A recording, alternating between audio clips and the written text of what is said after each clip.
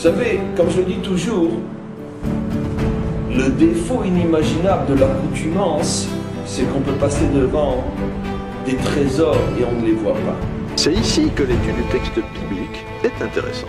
L'opinion courante veut que la Bible, que les croyants appelaient l'Écriture, parle surtout de l'Antiquité et contienne des préceptes spirituels et moraux plutôt dépassés. Et pour l'homme de la rue, c'est juste un livre de religion qui n'a rien à voir avec l'actualité mondiale.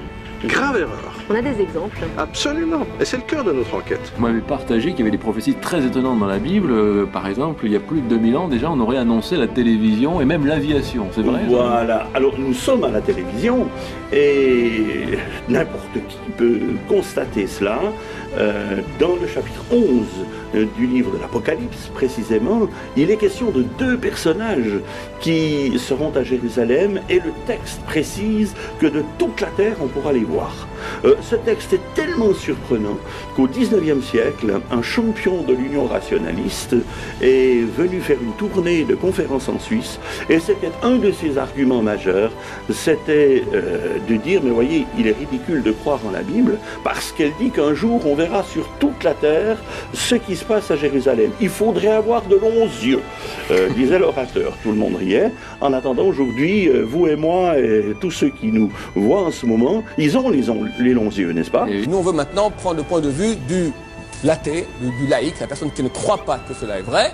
On veut une démonstration. Voilà un texte qui était incompréhensible encore au XIXe siècle et qui est une réalité pour chacun de nous maintenant et qui s'est vérifié rigoureusement exact. Il y a une différence d'être un croyant et un sachant. Le croyant, il se dit, j'ai un cactus dans l'armoire. T'es allé voir, tu sais pas? Peut-être oui, peut-être non. Le sachant, il ouvre l'armoire, il voit où il y en a, où il n'y en a pas. Il n'y a plus de point d'interrogation. Il y a une connaissance, il y a une certitude. Une croyance qui n'est pas basée sur un savoir est dangereuse. Peut-être que tu te trompes. Mais juste pour donner une idée, laissez-moi citer d'abord une annonce prophétique qui tient dans la Bible en une phrase. On sait que les peuples de l'Antiquité utilisaient déjà la monnaie, comme le sesterce ou le drachme, pour faire leurs courses au marché ou payer les ouvriers. Et ça fonctionnait très bien. L'argent était juste un instrument pratique pour les échanges. Or, il y a un texte prophétique plutôt incroyable dans l'Apocalypse qui défie vraiment la raison.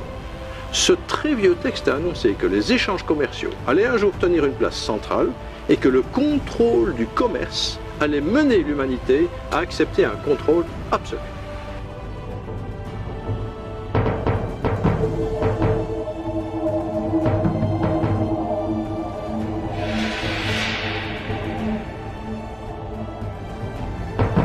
Ce genre de prédiction est tout simplement stupéfiant. Voyez-vous, j'ai découvert qu'il y avait des centaines de textes ainsi.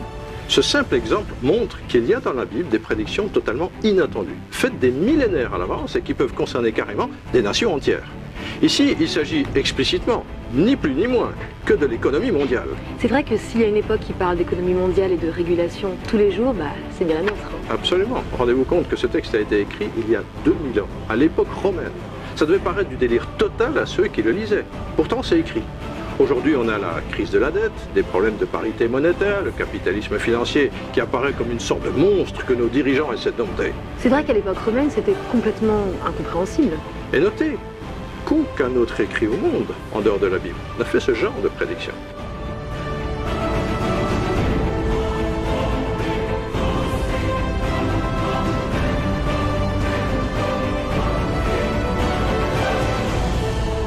Il y a combien de prophéties d'ailleurs? Est-ce que vous connaissez le nombre de prophéties dans la Bible? Il y a une encyclopédie des prophéties bibliques qui dit qu'il y aurait 737 prophéties dans la Bible, dont plus de 600 se sont déjà accomplies. Ce que la Bible nous présente est tout à fait singulier. D'une part parce que le prophète semble être quelqu'un de marginal en général, puisqu'il ne va pas dans le sens du politiquement correct. Et d'autre part, les propos d'un prophète, aussi excités paraissent-ils, ne sont jamais gratuits. Ils ont pour fondement cette alliance que Dieu a conclue avec son peuple.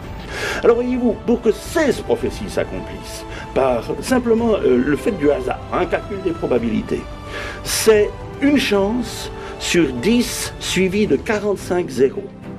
Et n'importe qui vous dira en mathématiques que 10 ou 1 suivi de 40 zéros, c'est un fait qui ne se produira jamais. C'est encore moins de chances que de gagner au loto, quoi. Alors, infiniment moins encore. Mais 1 suivi de 45-0, le fait ne se produira jamais. 16 prophéties. Et vous avez plus de 600 prophéties qui se sont accomplies et dont on peut vérifier l'accomplissement. Là, on est dans un domaine rationnel. Nous ne sommes pas dans l'émotionnel ou le supposé. Là, c'est nous vraiment pouvons de la prouver réflexion. que les choses sont ainsi. Il y a en effet un phénomène prédictif, il faut ne pas hésiter à le dire, et d'une nature assez stupéfiante, puisqu'on prédit des choses à des centaines d'années à l'avance. Mais ce n'est pas de la prédiction au sens d'une voyante qui dirait la bonne aventure. C'est pris dans un sens théologique, c'est une attestation de la véracité du Dieu d'Israël que de dire des événements qui vont s'accomplir, mais en accord avec ce qui avait été déjà prédit à l'avance, ce qui a été prescrit à l'avance. Nous voulons être certains. Ce cours s'adresse maintenant à des gens qui sont des non-croyants, qui veulent, à la fin de ce cours, ils doivent savoir, sans aucun doute, que la Torah est d'origine divine. Donc on ne peut pas s'amuser avec des interprétations. Les prophètes dans la Bible reçoivent la parole de Dieu. Je crois que ça n'est pas seulement des prévisions pour l'avenir, c'est aussi des éclaircissements, c'est aussi par exemple des avertissements. Nous n'allons prendre que des prophéties dont le caractère est extrêmement précis, pas besoin d'interprétation. Bien qu'il y a beaucoup de prophéties donc dans le sens étopate, moi ça ne m'intéresse pas. Je vais m'attacher uniquement aux prophéties dont le sens est clair, net, précis. On peut faire une démonstration qu'à partir de ce type de prophétie, on sait ce que l'auteur de la prophétie a voulu me dire.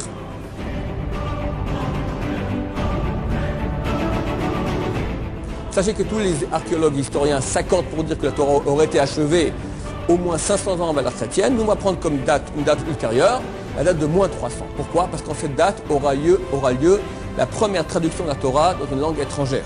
Le roi Ptolémée va contraindre 72 sages juifs de traduire la Torah en grec, ce sera la traduction des Septante. Première fois que la Torah est traduite dans une langue étrangère. Dès ce jour, il y a des copies de la Torah des Juifs en grec dans toutes les grandes capitales de l'Empire grec. Donc il y en a c'était fait à Alexandrie, là-bas a eu lieu la traduction. Alexandrie, il y en a à Athènes, il y en a à Antioche, il y en a à Amman, il y en a dans le monde entier. Dans toutes les bibliothèques et dans toutes les grandes capitales de l'Empire grec, il y avait des livres, il y avait des bibliothèques. Il y a un exemplaire de la Torah des Juifs en grec. Ça signifie que si quelqu'un maintenant à Jérusalem veut aller modifier le texte de la Torah, rajouter un point supplémentaire, il doit aller dans toutes les bibliothèques du monde, ce qui n'est pas concevable. Donc nous sommes certains que la Torah que nous possédons aujourd'hui n'a pas été modifiée au moins depuis 2300 ans.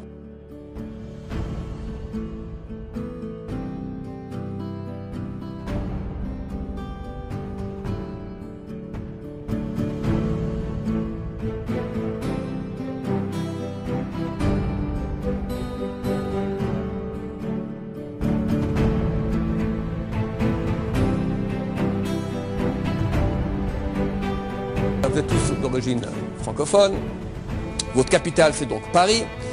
Parlons de Paris. Voilà, je suis sorti un moment, Dieu m'a parlé. Et Dieu m'a fait une prophétie concernant Paris.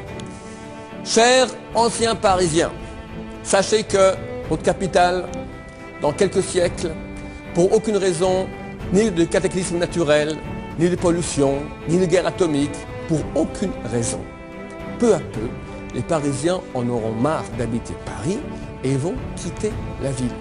Ça sera un processus qui va durer des siècles, très très lent.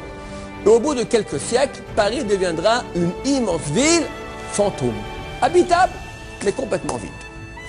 Et je rajoute un détail de poids, ça va rester comme ça des millénaires.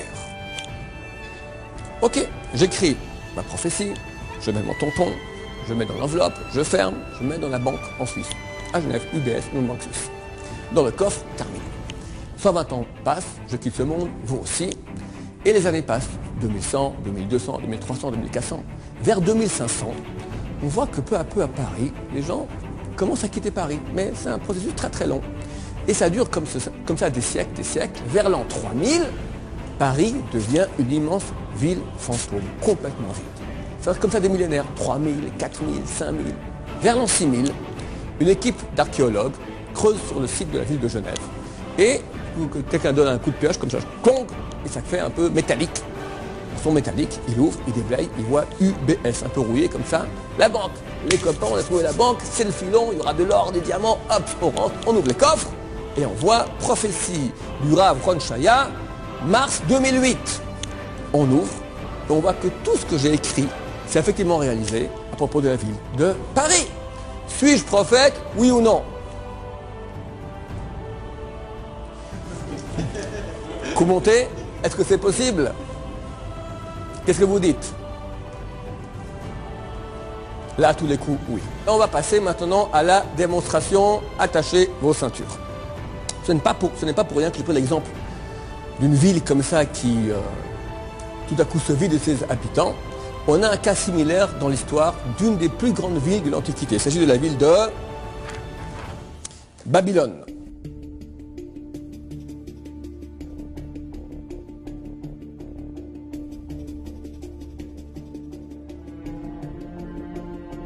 La muraille qui entourait la ville faisait plus de 20 mètres d'épaisseur et consistait en un double rempart.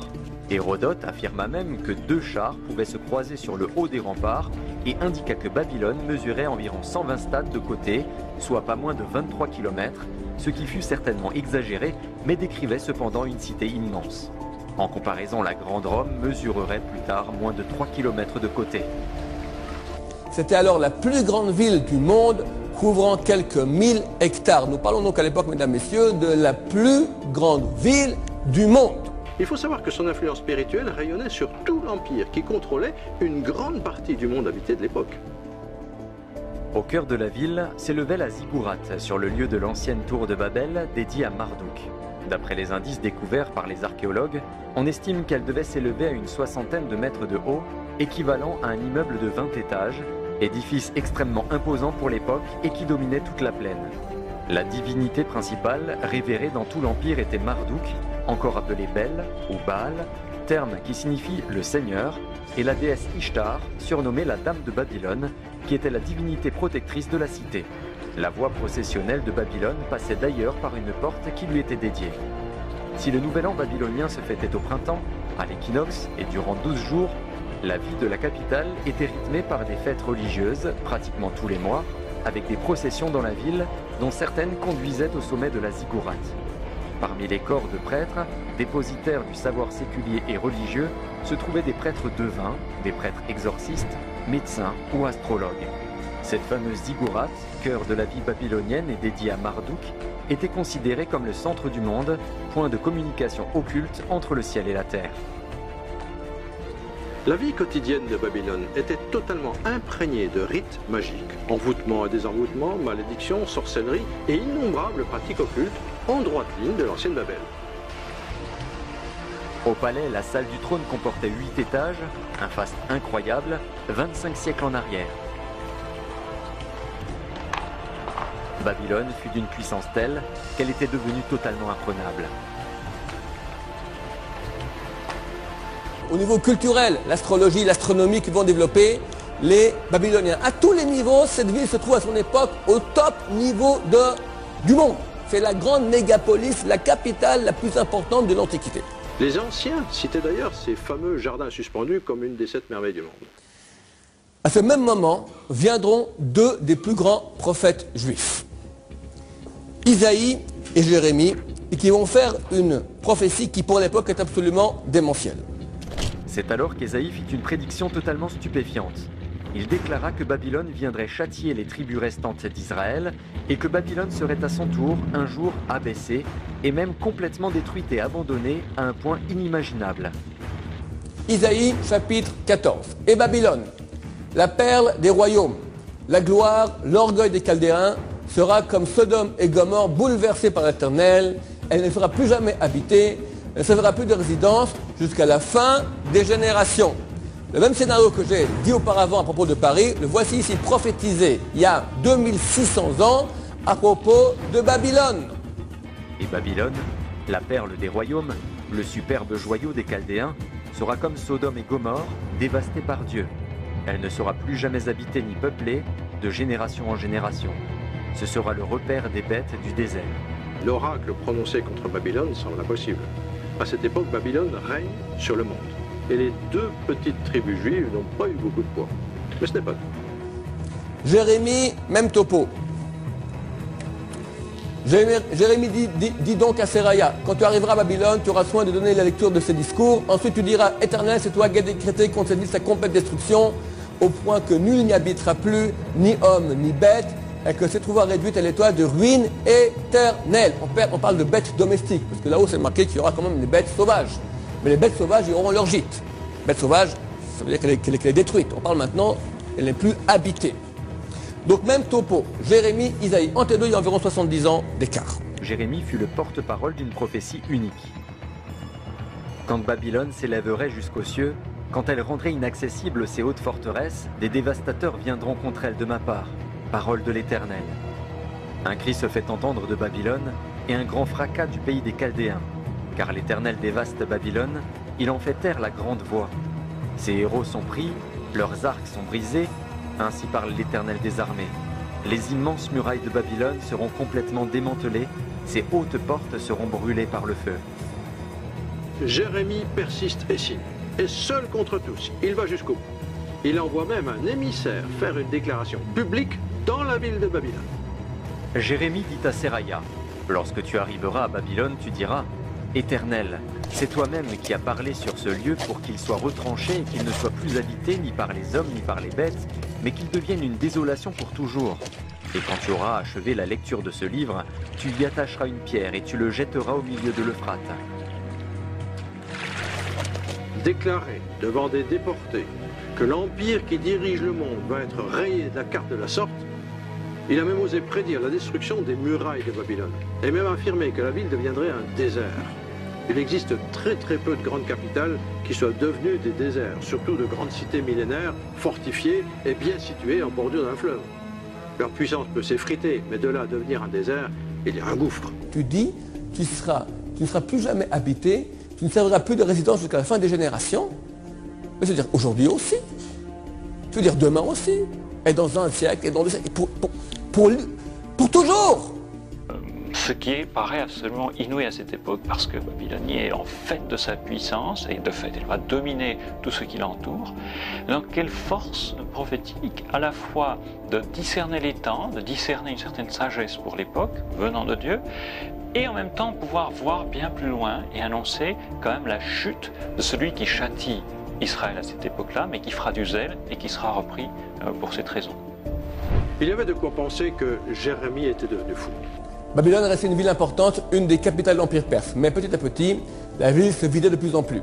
Alexandre le Grand voulait en faire le centre de son empire mondial, mais il en fut empêché par sa mort prématurée. Alexandre le Grand est décédé en moins 321. Donc nous sommes déjà 300 ans après les prophètes. Il va encore en faire la capitale de son empire mondial. Donc ça veut dire qu'il n'a pas trouvé de ville plus importante entre la Macédoine et l'Inde. C'est une ville extrêmement importante encore. On est déjà 3 siècles après les prophètes. Et Babylone finit par disparaître de la scène, elle fut réduite en décombres et resta dans cette situation jusqu'à notre époque en témoignage constant de la vérité des prédictions des prophètes hébreux. Un tribunal biblique sur le thème Babylone. Babylone, c'est une ville qui a été la capitale de nombreux royaumes entre le second et le premier millénaire avant l'ère vulgaire, n'est plus aujourd'hui que ruine. Il n'en reste qu'un champ désolé qui s'étend sur les rives de l'Euphrate, à l'est, à 34 km du sud de Bagdad. Ce sont encore des auteurs juifs. Voyons ici une source non juive. Encyclopédie Universalis, Corpus 3, Babylone, page 171. Alexandre le Grand, qui s'est emparé de la ville en moins 323, décide d'y installer la capitale de son empire et y meurt en moins 321. La domination des nouveaux venus, les textes économiques se raréfient, manifestant l'aggravation du déclin de la cité sur ce plan.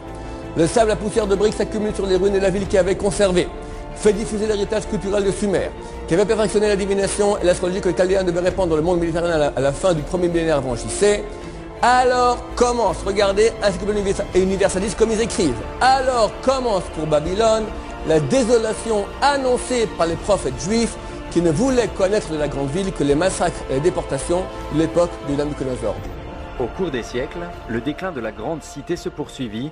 Les ruines des bâtiments abandonnés furent utilisées pour les constructions des cités environnantes. Plusieurs tremblements de terre secouèrent la ville et chaque année, pendant 2 mois, les crues de l'Euphrate recouvrirent le sol, suivis par les ardeurs du soleil qui dessécha tout, effrita les constructions et participa au lent travail de destruction totale.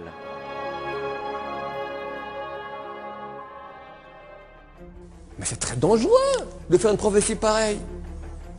Vous savez, où se trouve Babylone? On vient de le voir auparavant. On va le voir tout de suite. 34 km au sud de Bagdad. Qui est à Bagdad?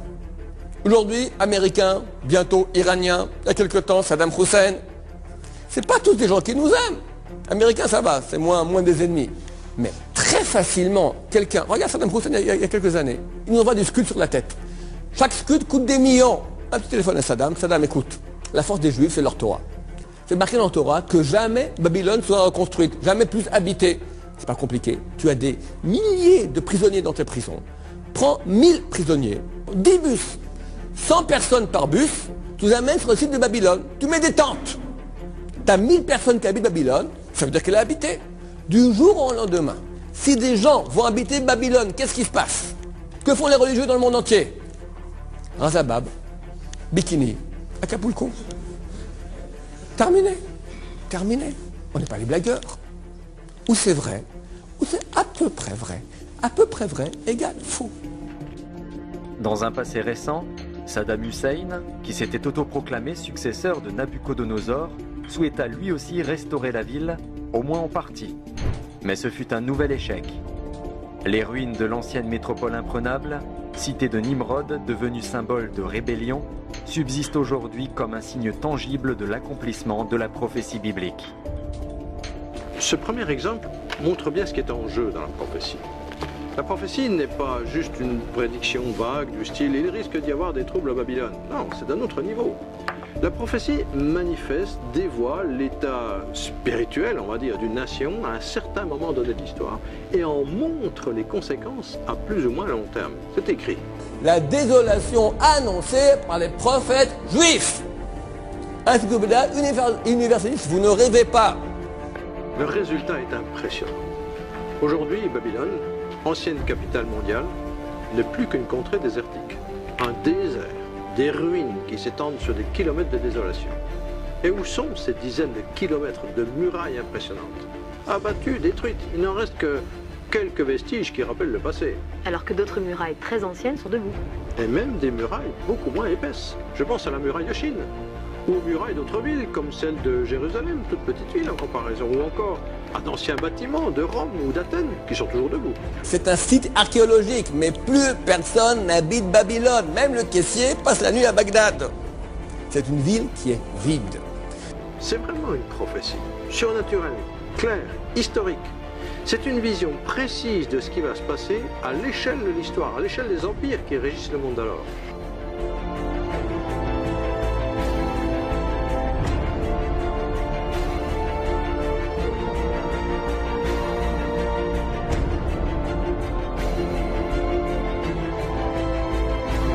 Il est impossible, un être humain ne peut pas savoir à 100%. T'as une chance, bien sûr, au bout de probabilité, t'as une chance sur 1000, on va dire. Mais le prophète dit à 100%. Ça sera à 100% comme ça. Vous dire, ok, alors, vu qu'il y a une chance sur 1000, peut-être qu'il est tombé. Mais si on voit 10 fois, 20 fois qu'il a une chance sur 1000 de tomber juste et tombe toujours juste, là où la probabilité arrive à des chiffres tellement astronomiques, nous sommes certains ici qu'il y a une prophétie. Nous sommes convaincus, du point de vue rationnel normal, aucun être humain ne peut savoir à 100% à l'avance le futur d'une ville entière sur des millénaires. Tout le monde est d'accord là-dessus?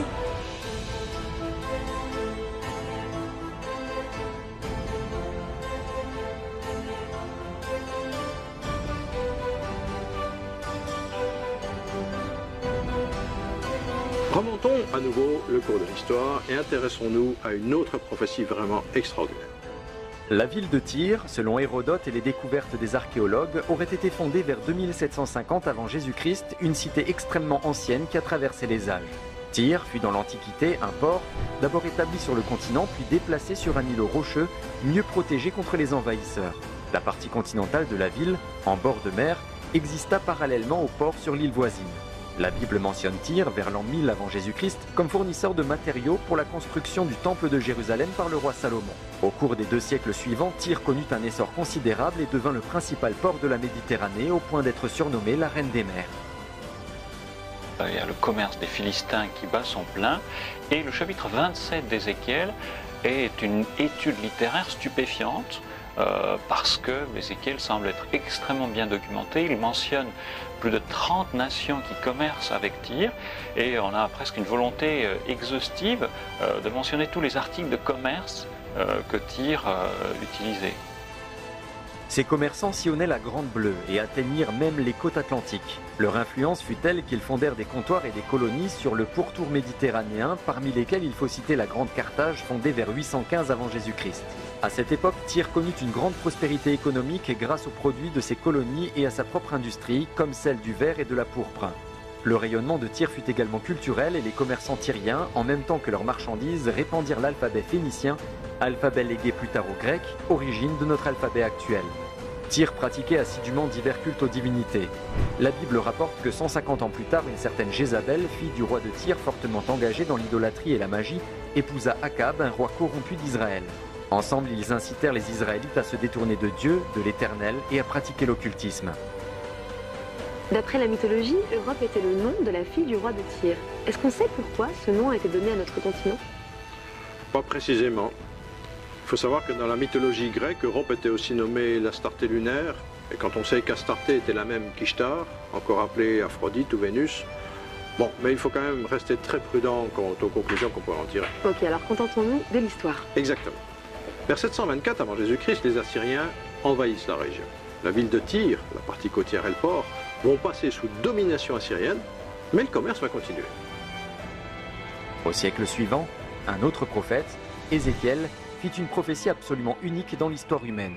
Il déclara « Car ainsi parle le Seigneur l'Éternel.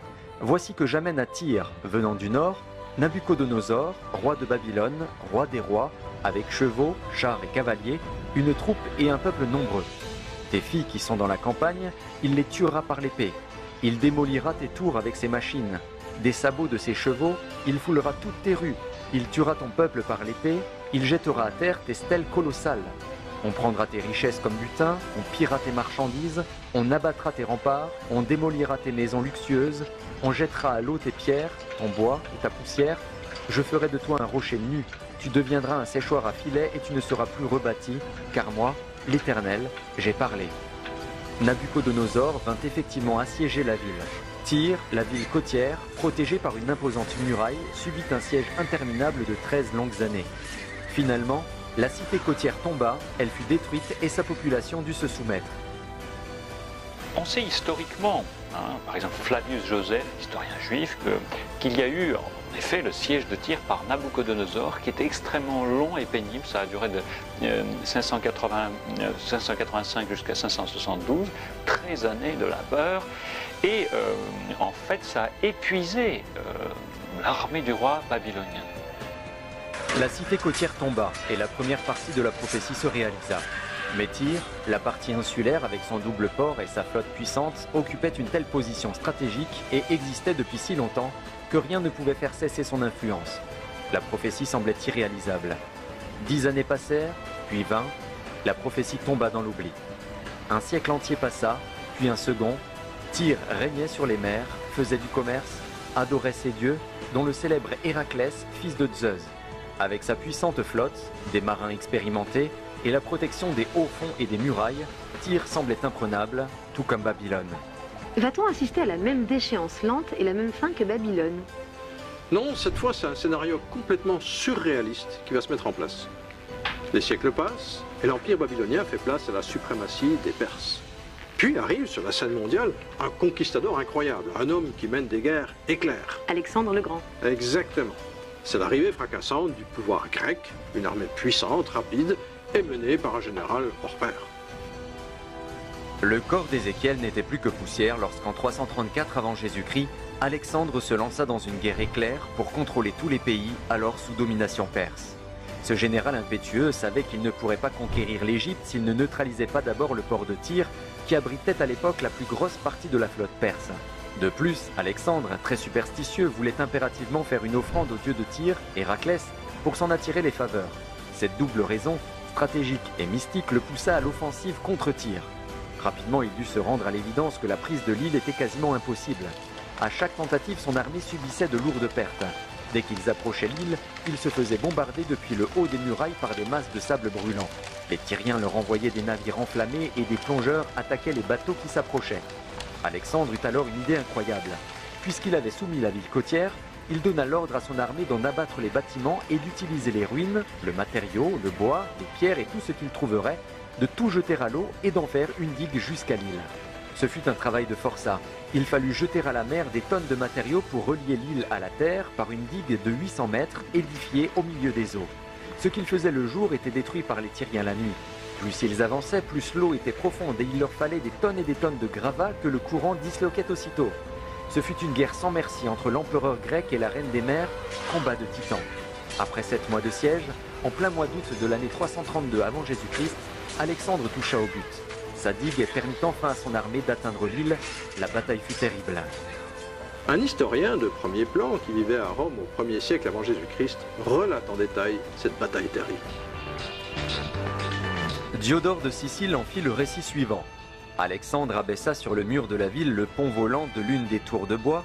Il la traversa seul, défiant la fortune et bravant le désespoir des Tyriens. Il en vint aux mains avec les assiégés et tua les uns à coups de lance, les autres avec son épée.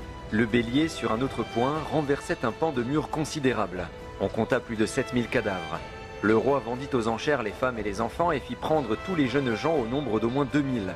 Quant aux prisonniers, il n'y en eut pas moins de 13 000.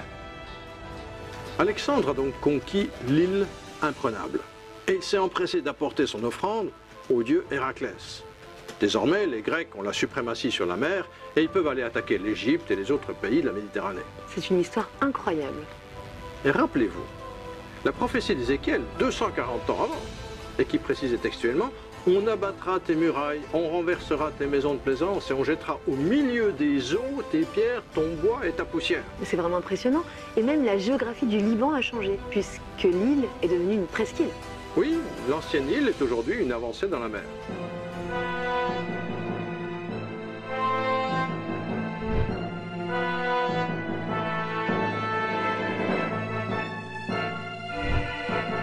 Mais avant d'en arriver à l'autre grand point important, juste en passant un détail de langage. Le texte dit « Je ferai de toi un rocher nu, un lieu où en étend les filets, tu ne seras plus rabattu. » Or, aujourd'hui, l'île, avec son port, est devenue une presqu'île, et on y trouve des immeubles, des rues et des maisons.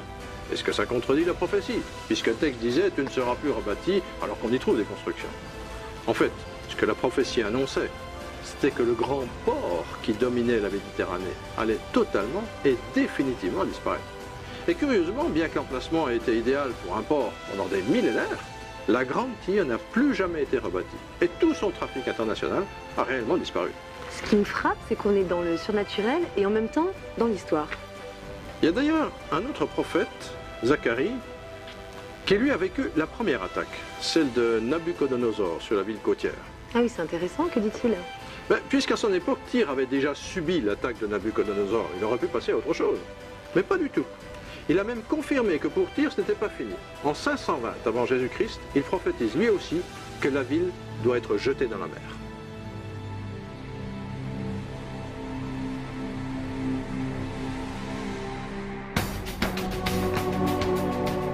Il n'avait lui non plus aucun moyen de savoir ce qui allait se passer 200 ans plus tard. Exactement. En lisant le texte de plus près, on pourrait constater au contraire quelque chose d'assez stupéfiant, puisque au chapitre 26, il semble avoir non pas une, mais deux prophéties sur Tyr. D'abord, on nous mentionne donc le roi de Babylone qui va prendre Tyr, qui va en effet conquérir la ville, qui va entrer là-dedans. Mais ensuite, à partir du verset 12, l'interlocuteur change, ou plutôt la personne change, puisqu'on est au pluriel, une sorte d'indéfini. On dit on pillera tes richesses et on fera de toi un rocher nu, on jettera ta poussière au milieu d'eau. Alors que la première partie du texte mentionne nommément Nabuchodonosor et annonce qu'il va attaquer Tyr, la seconde partie utilise curieusement une autre forme verbale, forme indéfinie indiquée en hébreu par des verbes au pluriel. Cette deuxième moitié de la prophétie ne fait plus aucune mention du souverain babylonien, mais juste d'une autre puissance conquérante qui va détruire la ville en la jetant à la mer. Si Ézéchiel pouvait éventuellement imaginer une attaque de Tyr par les Babyloniens, il lui était cependant totalement impossible de prévoir le scénario d'un autre assaillant qui allait inventer un tel plan unique dans l'histoire humaine.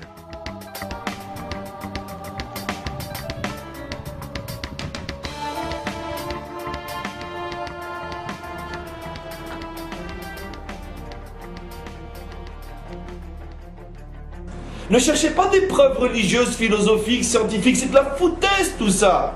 Rapportez 30 versets et dis-lui, voilà, débrouille-toi avec maintenant, reviens voir dans quelques jours. Et si tu as affaire à quelqu'un d'honnête, c'est sûr qu'il va dire, vous avez raison. Et si tu as affaire à quelqu'un de malhonnête, de toute façon, quoi que tu lui dises, il n'acceptera pas. Donc au lieu de perdre ton temps à des démonstrations mystiques et tout ce que tu veux, ou scientifiques, selon le tempérament de celui que tu as en face de toi, traduis-lui ce texte s'il ne le comprend pas en hébreu, et tu lui diras, viens me revoir dans une semaine. Et là tu vois tout de suite, homme honnête, j'ai tout compris, homme malhonnête, rien n'y fera. En tout cas pour l'instant, parce que personne n'est perdu à long terme.